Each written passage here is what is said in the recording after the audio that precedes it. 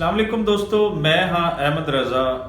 पंजाब मेरी धरती, पंजाबी मेरी माँ बोली, पंजाबी मेरी पहली ते आखिरी ज़बान। दोस्तों, अगर मैं कहां कि मेरी ज़बान नूं मानता मिले मेरी ही धरती दे विच ते इहदे वास्ते मैनूं कोई दलील लभण दी ज़रूरत नहीं। ये मेरा बेसिक ह्यूमन राइट है, ये मेरा जमहूरी हक है।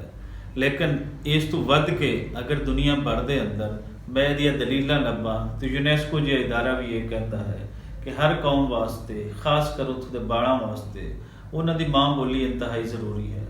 सो पंजाब दे अंदर ये चीज़ नहीं है, जिस दी मंग असी पिछली एक दहाई तो मुसलसल करते आ रहे हैं। इस तो पहले साडे वड्डे भी यही डिमांड करते रहे। सवाल ये है कि क्या पंजाबी तो बगैर पंजाब दा तशख्खुस असीं उभार सकांगे? क्या पंजाबी तो बगैर पंजाब दी तारीख, पंजाब दा कल्चर, पंजाब दा लोक विजडम, पंजाब दा सूफी विजडम ये असीं बचा पावांगे? और सब तो वड्डी जिहड़ा सवाल है, वड्डा सवाल है, वो अपने होण दा है कि क्या असीं फिर पंजाब नूं बचा पावांगे, अपना आप बचा पावांगे? कदी भी नहीं।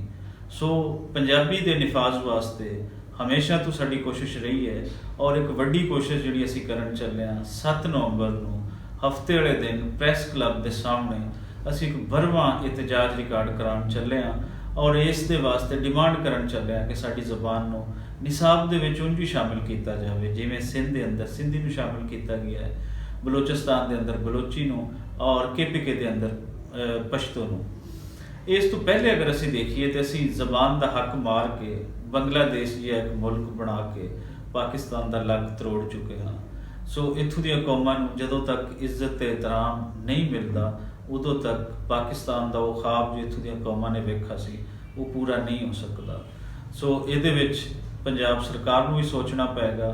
इत्थे वफाक दी बाकी इकाइयां उन्हां दे कोल तो सारा कुछ है, पंजाब नूं जिस तो महरूम किया गया है उहदे बारे वफाक नूं भी सोचना होएगा, और उहदे नाल नाल उन्हां सारे इदारिਆਂ नूं सोचना होएगा जिन्हां दा इत्थे ताकत दे हब रखदे हैं, अपनी अपनी गल्लां मनवांदे हैं। सो आओ साडे नाल 7 नवंबर नूं लाहौर प्रैस क्लब के सामने अपना आप बचाइए, पंजाबी वधाइए, सूफीज़म का फरोग करिए, और इस खिते नूं इंसान दोस्त बनाइए। और जदों तक इत्थे बुल्ले शाह और ऐसे इंसानां दी सोच नूं फरोग नहीं दिता जाता, साडी सोसाइटी इत्थे जानवरां दी सोसाइटी बनन चली है और बन गई है। ऐसी कतलगाह है जिथे जिंदगी दे नाल जुड़ी हुई हर चीज़ कतल होंदी है, और जिंदगी दे नाल जुड़ी हुई हर चीज़ की इत्थे ते इंसान भी कतल हो रहा है। सो अपना आप बचाने लई सानू पंजाबी नूं दोबारा तो लियाना होएगा। सानू इहदे विच बाबा फरीद, सुल्तान बाबू, शाह हुसैन, वारिस शाह अजिहे लोकां दा दोबारा तो पढ़ाना होएगा ताकि पंजाब इंसान दोस्त बन सके, पंजाब तरक्की दी राह वल चल सके। बहुत शुक्रिया।